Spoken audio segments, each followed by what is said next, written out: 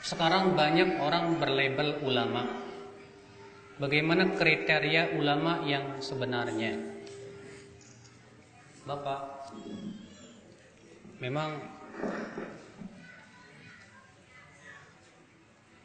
sekarang ini banyak orang yang dianggap ulama atau diulamakan lah gitu ya. Saya mau tanya, Pak. Dokter itu yang angkat petani apa dokter? Hah? Yang mengangkat sebagai dokter itu dokter lagi apa petani? Hah? Petani mengakui dia dokter, tapi para dokter tidak mengakui dia sebagai dokter. Tentu tidak akan diterima.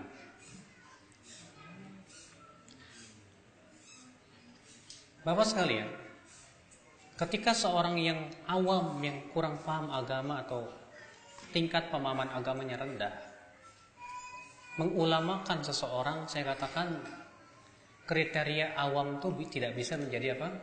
Patokan. Karena orang awam nggak bisa bahasa Arab, ya. Akhirnya ada orang pandai bahasa Arab, wah ulama. Padahal di Saudi umur 6 tahun udah jago bahasa Arab. Iya Pak ya. Ya, berarti ulama semua tuh di sono tuh. Al-Imam Asy-Syafi'i memberikan kriteria tentang siapa ulama yang berhak berfatwa. Kata beliau al-mufti, ulama yang boleh berfatwa. Yang pertama, an yakuna aliman bi kitabillah. Dia wajib berilmu yang dalam tentang kitabullah. Maki dan madaninya, takwil tanzilnya, dan semua ilmu yang berhubungan dengan Al-Quran. Yang kedua kata beliau, wa aliman bi sunnati Rasulullah SAW kama alima minal Quran. Dia betul-betul berilmu tentang sunnah Rasul, hadis Rasul, sebagaimana ia memahami Al-Quran. Dia faham mana sahih, mana dhaif. Ya. Yang ketiga kata Imam Syafi'i, wa aliman bil lughatil arabiyyati wa asalibiha. Berilmu tentang bahasa Arab dan seluk-beluknya. Harus yang namanya ulama mufti itu harus bisa bahasa Arab, Pak. Ya. Yang keempat kata Imam Syafi'i apa?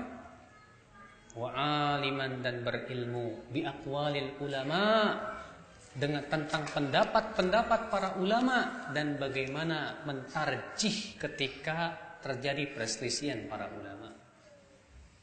4 syarat Imam Syafi'i memberikan. Siapa ulama yang berhak diambil fatwanya atau boleh berfatwa? Yang pertama apa? Dia betul-betul menguasai Al-Quran dan seluruh ilmu-ilmu yang berkaitan dengannya. Ulumul Quran dia kuasai. Yang kedua, berilmu tentang hadis Rasulullah. Dia bisa bedakan mana sahih, mana dhaif.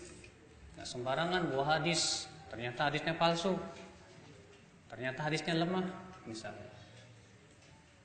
Yang ketiga kata Imam Syafi'i, dia berilmu tentang bahasa Arab dan sebagainya. Dan mohon maaf Pak, banyak dai-dai selebritis di televisi itu nggak bisa bahasa Arab. Tapi aneh, banyak kaum muslimin menganggap wah ulama, padahal nggak bisa bahasa Arab.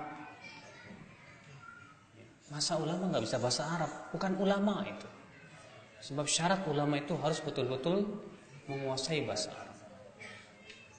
Yang keempat, betul-betul berilmu tentang pendapat-pendapat ulama. Apakah masalah ini masih diperselisihkan ataukah masalah ini sudah ijma' ulama?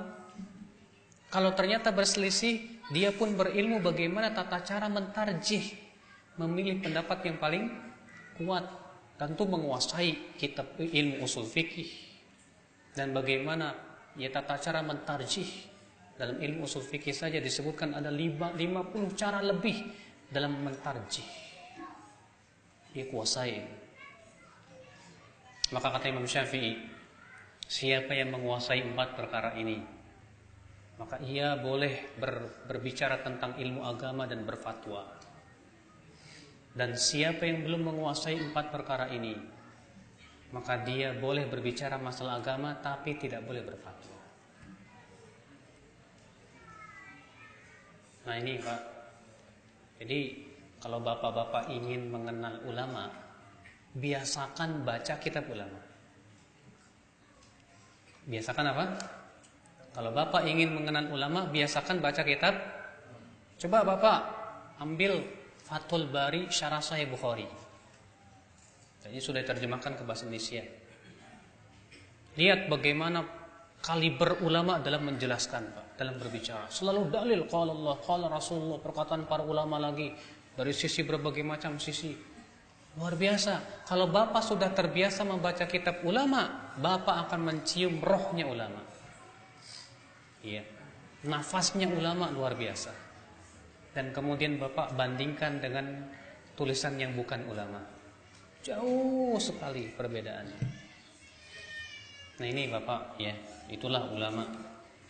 Ya, ingat tidak setiap yang diulamakan itu ulama belum tentu. Ya, belum tentu.